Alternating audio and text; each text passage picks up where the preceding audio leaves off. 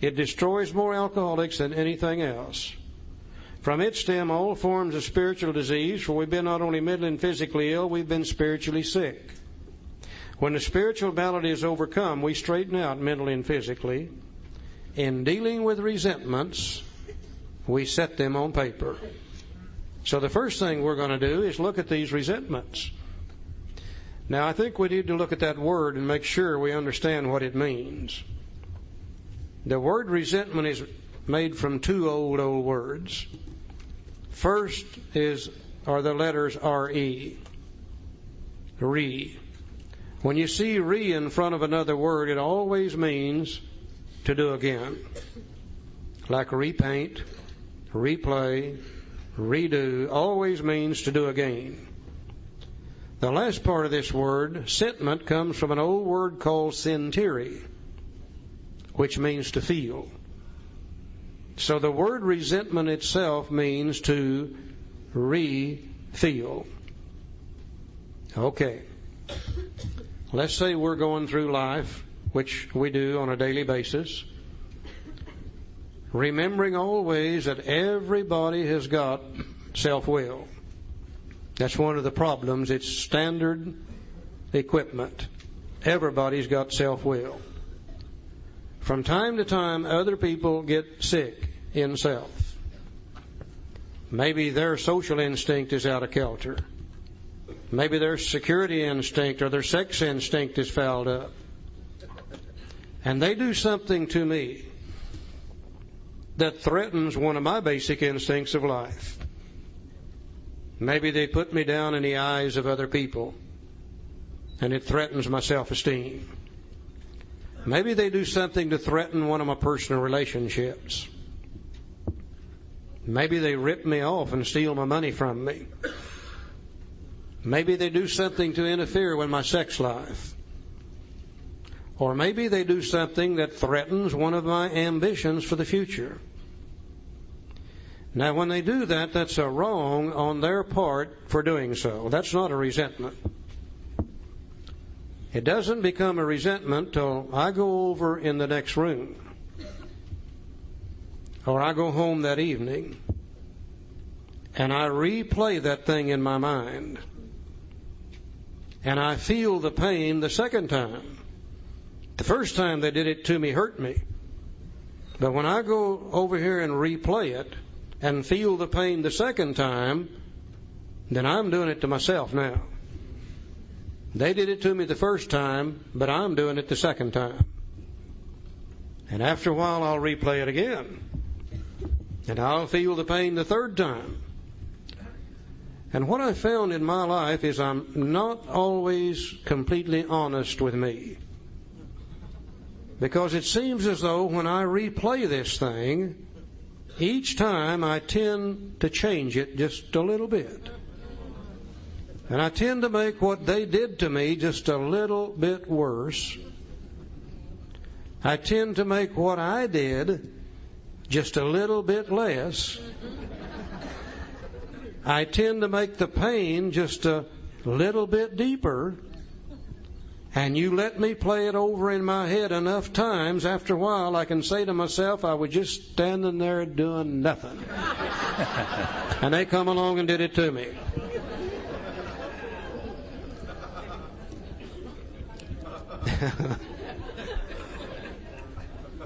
I love to watch football games. And in a football game, you'll see a guy called a quarterback that sometimes will throw a pass. And the guy that's supposed to receive it, many times it's thrown up high on purpose so the other guys can't catch it. And the guy that's going to receive it, many times has to jump way up in the air to catch it. Now, the members of the opposing team, they have learned that if you can hit this guy while he's still up in the air, before he really gets good control of that ball, you can knock it loose from him. So they wait until he jumps up in the air, and when that ball touches his fingers, they knock the hell out of him. Now, he's completely defenseless now. And they'll hit him, and sometimes it'll just turn him upside down. He'll fall on his head, his neck bends sideways, his legs spread apart, One arm bends completely behind his back, and it just hurts the hell out of him, and you can see that he's hurt. Now, the football game, though, is like the game of life. It's going to go on. They're not going to stop it very long. One of two things will happen with this guy. They'll run out there and check him over, and if he isn't hurt too bad, they'll pump a little air in him and get him up and get him going again. If he's hurt too bad, they'll drag him off to the side, they'll put somebody in his place, and the game starts again. The football game is going to continue. I don't care what's happened. Now, the announcer up in the booth, though, he's got a resentment machine. Because after a while, he'll say, let's look at that again. And this time, it is in slow motion and living color. My God, it looks twice as bad as it did the first time. You can see how far his neck really did bend, how far his legs spread apart, and how badly that arm was bent, and it looks twice as bad as it did the first time. After a while, the announcer will say, let's look at that again. The game's been going on now for 15 minutes. The announcer's still bouncing this guy up and down, up and down, up and down off the ground. Now, we alcoholics have up here in our heads a little resentment replay machine. And we get up in the mornings and we toot it up in living color. We clean the lens on it because we don't want to miss nothing. And we shine it on the world all day long. And we record everything they do to us that's bad. And we go home at night and sit down and play it over in our head and make ourselves sick and blame it on them. Now, once in a while we have a bad day. Once in a great while, they won't do anything to us. That's a bad day for an alcoholic.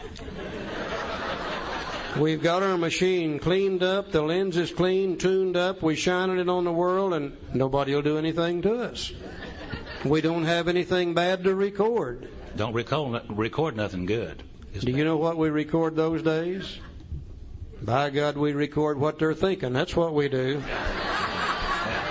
We go home at night, play it over in our head, make ourselves sick.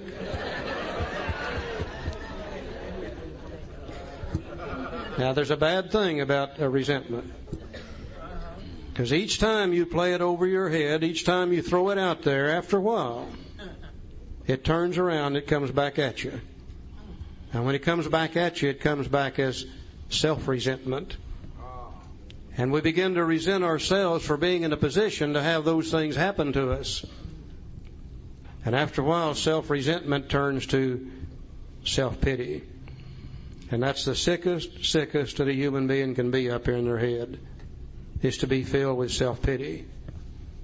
And we alcoholics love self-pity. We like to get up early in the morning, put self-pity on as a cloak of dignity, and as we go out the door, we say, here I come, mean old world, just do it to me. I know you're going to get me because you always do.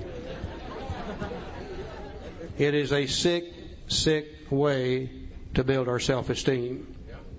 Because after all, if the whole world is picking on us, we must really be somebody. And my God, we love that self-pity. If you want an alcoholic mad, if you want to make them mad, you try to feel sorry for one of us.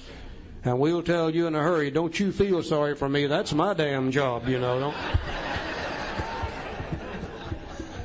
Is there any way that God can enter a mind filled with that kind of crap? No way. Our thinking is controlled and dominated by these resentments and all the things that go along with it. God is absolutely, completely blocked out of our mind through these resentments. At the very least, we're going to have to do something about them. Now, the instructions on how to do them are here in the big book, Alcoholics Anonymous. Are just so simple that we never could see them before. We've given you a sheet in your handout material called A Review of Resentments. I believe that's page 9 and 10. And what I would ask you to do now is take those last two columns, try to fold them over where you can't even see them. where all you're looking at is column 1, 2, and 3. The example on page 65 has already been filled out. And we didn't know the procedure that Bill used to fill it out. That's where a lot of our confusion is. So what we've given to you in the first 3 columns is page 65 in the blank form. We want to emphasize we're not trying to bring another inventory in AA. We've already got enough of those. Page 65, the resentment sheet that you have is 65 in the blank form. Column 1, I'm resentful at. Column 2 is the cause. Column 3 affects my. Now let's see if we can't find the instructions on how to fill it out. In dealing with resentments, we set them on paper. Okay, you've got the paper now, and we're going to start setting them down. You know, we're always taught to read from left to right. And if you read from left to right and trying to figure out the inventory on page 65, you would start with Mr. Brown, and you'd write down the resentment, and then you'd change your mind and go to the second column and write down the cause. Then you change your mind again and go to what part of self was affected, and you have to use those basic instincts of life and try to write down what part of self was affected. Then you'd go back to the first column mentally and write down Mrs. Jones. And then you'd change your mind again and go to the second column. Well, you get the idea. If you do that long enough, if you have a mind like mine, it says tilt. Just too much information. And I say, well, what the hell? All they wanted was a life story anyhow. So I just disregard this. Well, we didn't know how to fill out this column. It seems to us that you fill this out 1 column at a time from top to bottom, leaving a little space in between the names in column 1. So you'll fill that in over in column 2 and a little bit later. Because our book said that we listed people, institution, or principle with whom we are angry, period. From top to bottom in column 1, we would simply write down all the people, principles, or institution with whom we are angry from top to bottom, leaving a little space between each one of them all the way down. People, that's self-explanatory. Institutions are those things such as the police department, the Internal Revenue Service, the federal government, the church, etc.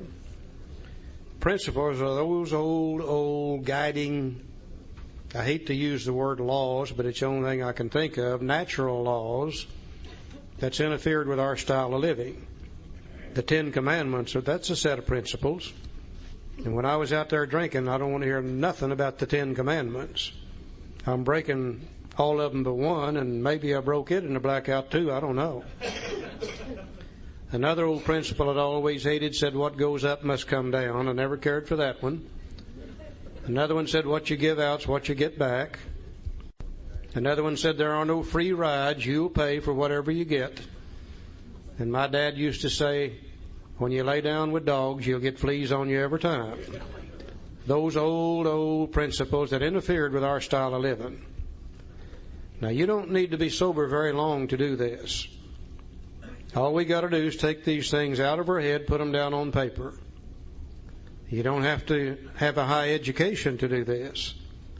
If you can't write, you feed the names to somebody else and let them write them down. And while our mind is on one thing and one thing only, let's fill out the first column from top to bottom. I've never seen an alcoholic yet that did not know just who and what, by God, we're mad at. We spend thousands of hours sitting around in bars talking about it. All we got to do is take it out of our head, put it down on a piece of paper, and we would have completed the first instruction. And hopefully the same thing will happen to you that happened to me when I did this. They came to me and they said, list your resentments. And I said, I don't have any. And they said, surely you got one or two. Maybe you don't understand what the resentment is. And they explained to me that it was to re-feel old pains and old hurts. And I said, oh yeah, I got a couple of those. They said, put them on paper. Leave a little space in between each one. So I got a sheet of paper and leaving space between like the book does. First thing I knew, I had about 8 names on that sheet of paper. And I reached over and got another sheet of paper. And after a while I had 8 more listed. And I got another sheet of paper and Next thing you know, I had 8 more listed, and I got another sheet of paper. I got up to about 152. And I said, man, you're madder than hell at everything. I did not know that. You can only see one resentment at a time in your head.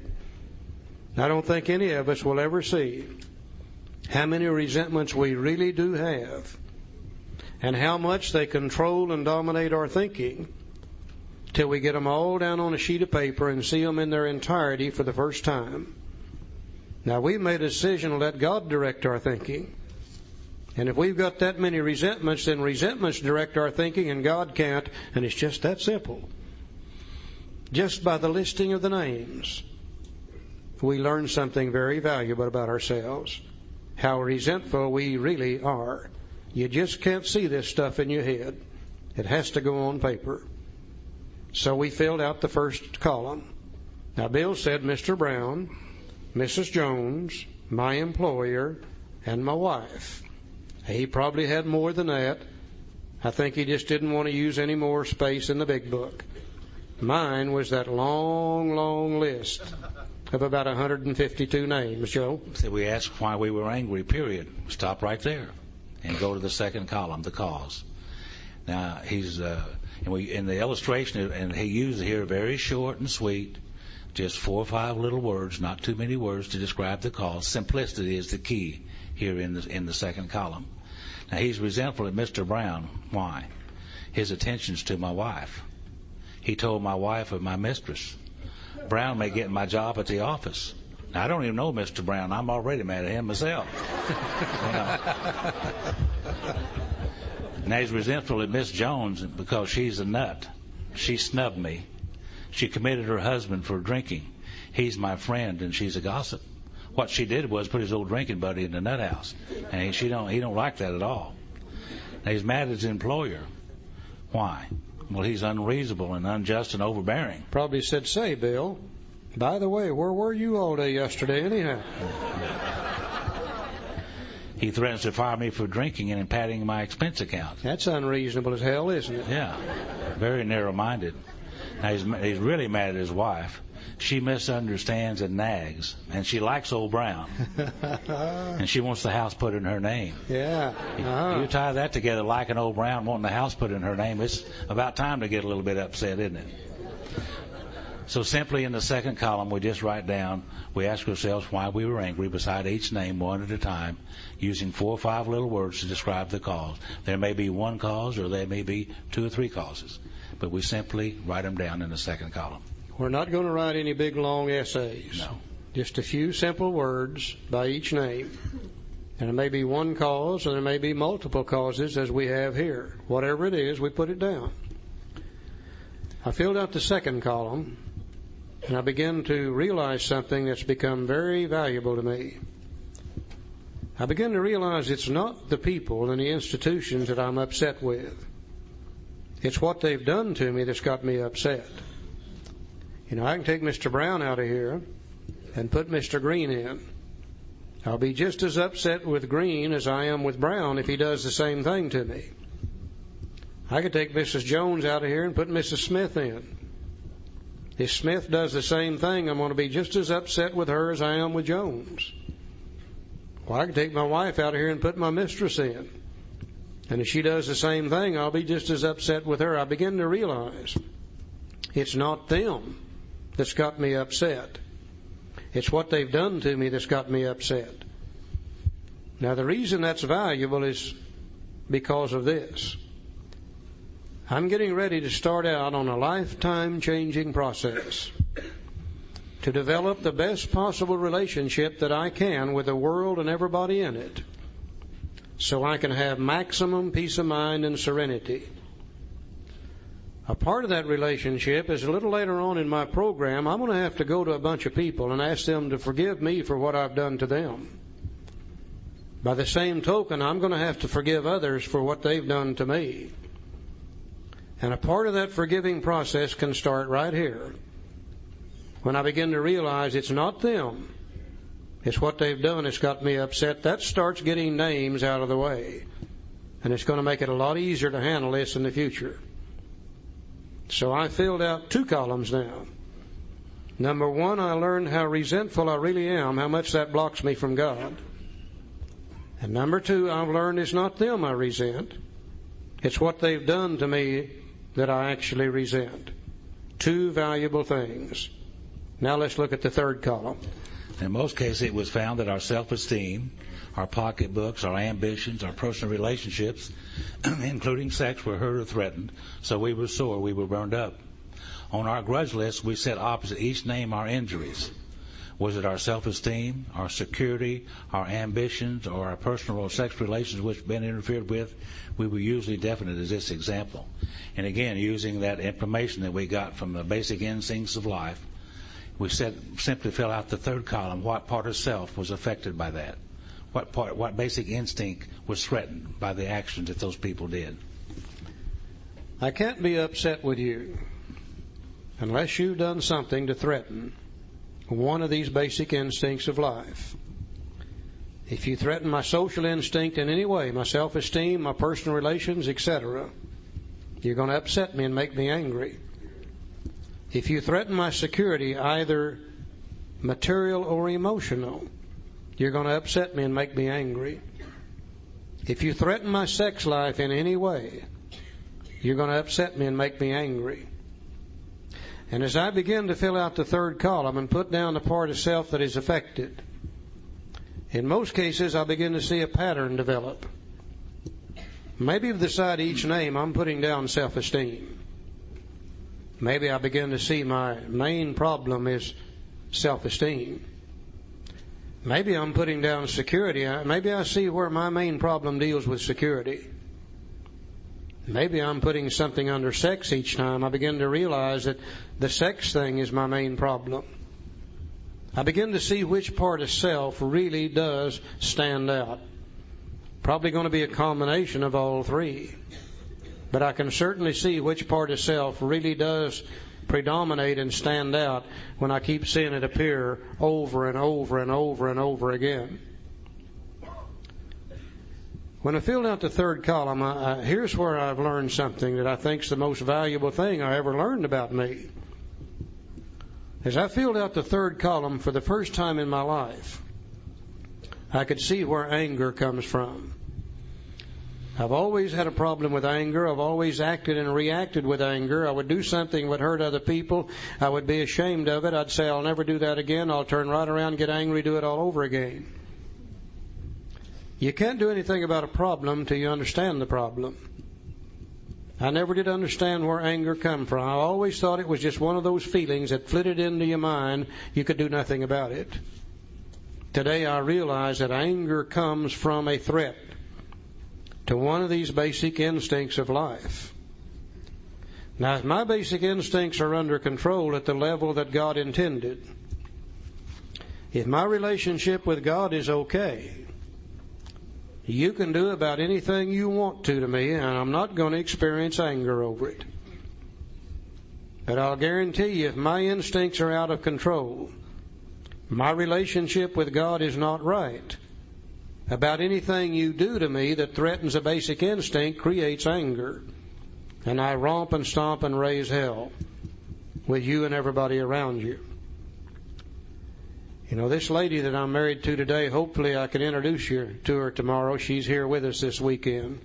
Beautiful lady named Barbara. If there's any such thing as a black belt Al-Anon, she's one of them. She's got now about 31 or 32 years in the Al-Anon Fellowship. Great, great program. But Barbara is like all human beings. She has self-will too.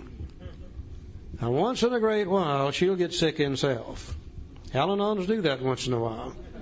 Not too often, but once in a while. And she'll do something that threatens one of my basic instincts of life. And when she does it, it hurts.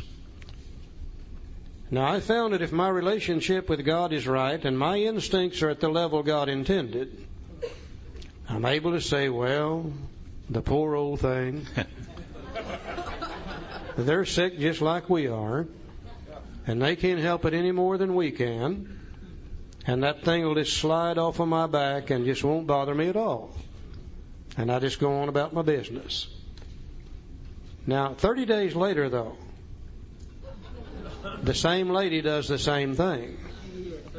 Only this time, my instincts are not under control. And my relationship with God's not right today. And I react to what she did with anger. And I romp and I stomp and I raise hell with Barbara and everybody around me all day long. The same lady did the same thing. But I choose to react to it in an entirely different manner, based upon my relationship with God and where my instincts are that day. Thank God I've learned that. Because you see, I can't do anything about Barbara. And I can't do anything about any other human being on earth. But I can do something about my relationship with God and keeping my instincts under control where I don't have to get angry. And if I don't have to get angry, I'm in much less chance of drinking than I am if I just continue that anger over and over and over. Thank God I've learned that. One of the best pieces of information I ever found. Now we have filled out 3 columns. Column 1, we listed the people we're angry with, resentful at, and we realized how resentful we really are and how much that blocks us off from the sunlight of the Spirit. Column 2, we've learned it's not them we're resentful at, it's what they've done to us. Column 3, we've learned it's not even what they've done to us. It's how we choose to react to it based on our relationship with God and whether our instincts are under control or not. Now we're going to fill out a couple names here from our inventories. We're not going to do the whole thing, but just 2 or 3 names as an example. The first name on my sheet was this lady named Barbara.